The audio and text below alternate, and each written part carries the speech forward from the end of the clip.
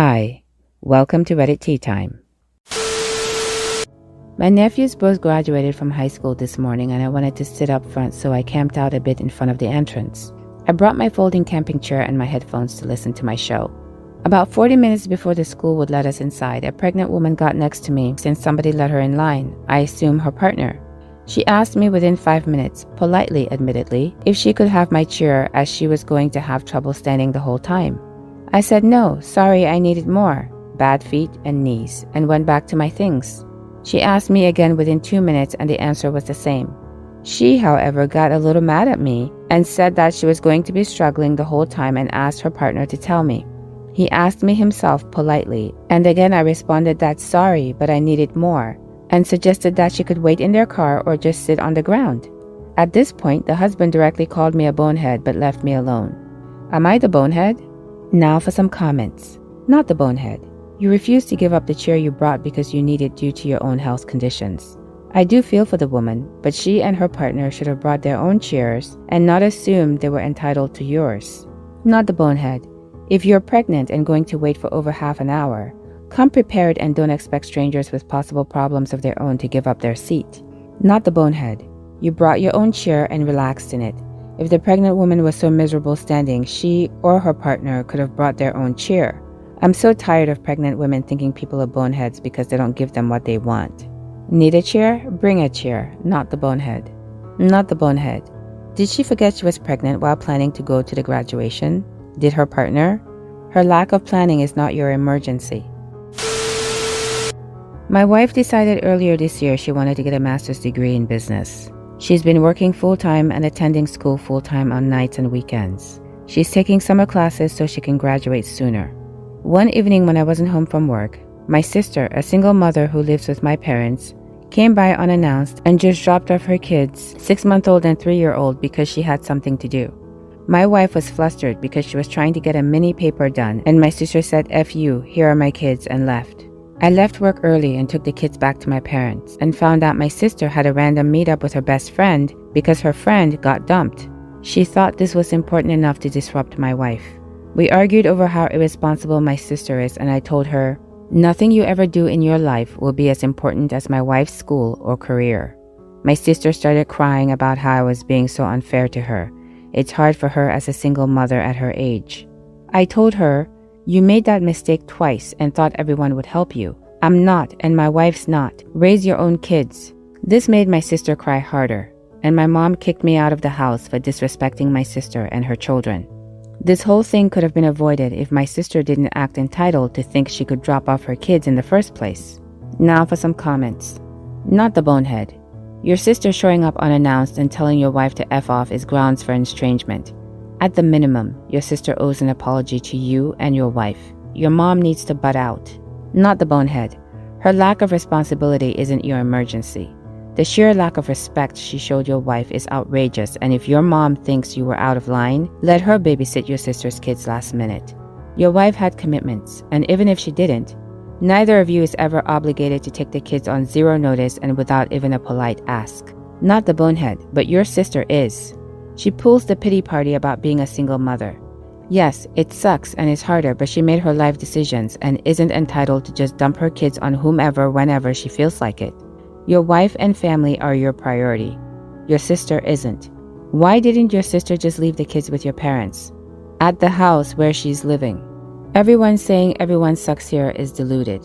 Say it's classist if you'd like, but as a child of impoverished people, it's cruel to have children that you are unable to care for. It's cruel to the children for obvious reasons, and it's cruel to expect the stable people around you to sacrifice because of your choices. OP didn't say the children were mistakes. He simply said that their existence is her choice, and that's factual.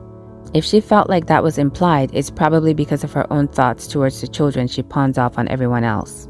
Not the bonehead. I, 45 male, decided to stop paying my daughter's college tuition after she blocked me basically everywhere and won't talk to me. This started about 2 years ago when I found out my ex-wife Bertha, 45 female, had an emotional affair and kissed someone else. My ex and my daughter were really close. She was her only daughter while we had 2 younger sons. Though the divorce did change our relationship, I was still on good terms with my daughter. A couple of months after that whole mess, One of my friends, Stacy, 31 female, was really there for me the whole time and we decided to get together. I don't think our relationship is wrong. We're both over 30 and actual adults. Once again, we were mostly cordial still, though I'm pretty sure my ex made some nasty remarks. Life went on until recently Stacy figured out she was pregnant. I do realize I'm older than the average dad, but once again I don't think I did anything wrong. I also proposed to her because I do genuinely love her. My sons were entirely supportive and actually pretty excited when I told them. My daughter, on the other hand, got super mad, and presumably this is what led to the blocking silent treatment. All of this happened during December. Stacy gave birth 2 weeks ago, and we were talking about cutting my daughter's tuition for next year because she hasn't been at any family functions and hasn't talked to me since January.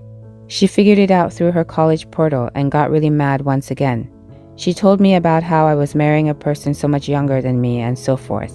It's like she only wants me for my money and doesn't want anything to do with me. Now for some comments. Info. We were talking about cutting my daughter's tuition for next year. Who is we in this situation? Because your new wife should have absolutely zero say about that decision. Also, doing that without even mentioning it is a major bonehead move. You aren't obligated to pay her tuition, but there were plenty of ways to message her even if she cut you off. You're the bonehead. Edit. No, I don't think the wife gets to have any say in an arrangement made before they were even married, especially not about a child that isn't even hers. Edit 2. Y'all act like a teenager finding out her dad is getting married and having a baby in less than a year after your parents get divorced isn't something to be upset about. OP refusing to answer any questions about his current relationship is a huge red flag. I would bet the daughter has told him why she's upset. You don't go no contact out of nowhere, especially not without reason. Responding to this, another commenter said, he was supposed to mention it? He's blocked everywhere. Edit. Seeing as the comment I responded to has been edited since I posted, I'd like to point out that using a third party to discuss private business would be a huge violation. Edit 2. I can't even believe this needs to be said. If someone isn't taking your calls, your texts, your emails, or your DMs, they sure as hell aren't going to read a letter. Letters aren't delivered by owls until you read them. Not the bonehead. She thinks your wife is only with you for money, yet she's blocked you everywhere and expects you to still pay for her tuition? Not the bonehead. You're not refusing to pay because she's upset. You're refusing to pay because she refuses to speak to you. There's a difference. She's not entitled to have her education paid for, and if she wants a life without speaking to you, that's her prerogative. But she shouldn't be expecting the benefits of a paid college if so. Wants her cake and to eat it too.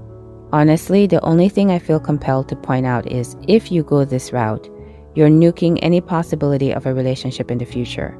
Your teen is an adult, but a very young one who is clearly struggling with something in regards to your relationship. I leave it to you to decide which course of action feels right to you. Edit. OP edited later into his post that he tried to make contact via third parties. That was not in the original post. Since he reached out about the tuition in various ways and she didn't return the call, then not the bonehead about cutting tuition. The original post sounded like he cut it out of nowhere. You're the bonehead simply for how you went about it. It's within your right to have cut the tuition for her cutting you off. However, just doing it without reaching to her, giving her a heads up, and allowing her a new plan of action? The fact she's so upset about it shows that she cares about you. If she wasn't upset, she wouldn't care. I agree that age difference at this point in life isn't a huge deal, but she's 19. Her brain still isn't fully mature. Her parents split up. That's an upsetting thing even years down the road. She has a right to have feelings and be upset about things. It's your job as the parent to try and connect with her to figure out why she's upset and talk about it, like the adult you are. It sounds like you didn't even try. You just cut the payment, which was really awful of you. Taking this at face value, I have to go with not the bonehead. If the reason she's cutting you off is because you divorced her unfaithful mother and found love with someone else, that's very immature of her and a refusal to see you as a person with emotional needs. But rather she does see you as an ATM, and even your adult children don't get the right to treat you that way. I suspect, however, there's something more, but if she won't talk to you about it, then still. OP, you're not the bonehead because she won't talk to you about it and give you a chance to make right what was wrong or apologize or whatever else she needs from you. Unfortunately, until level-headed people help her to this point, there's not much you can do. Is her birth mom in the pic and potentially helpful? What do you think? Please let me know in the comments below. If you liked this story and you've made it this far, please consider subscribing. I really appreciate you spending your valuable time with me. Hopefully, I'll see you in the next Reddit story. In the meantime, please take care of yourself. Bye for now.